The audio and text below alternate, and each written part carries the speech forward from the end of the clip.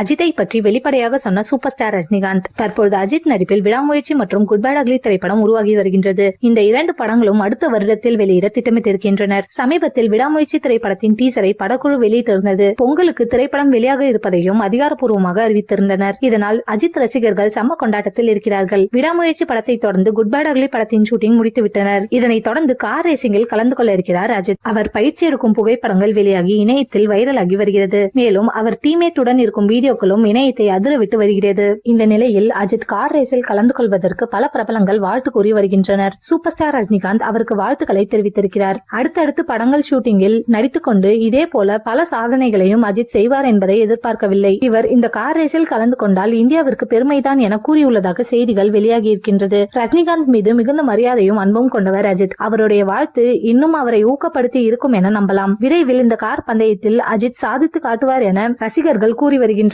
தற்போது இந்த போட்டிக்காக தன்னை மிகவும் ஸ்லிம்மாக மாற்றி ரசிகர்களை ஆச்சரியப்படுத்தி இருக்கிறார். இந்த புகைப்படங்களும் இணையத்தில் ட்ரெண்ட் ஆகி வருகின்றது.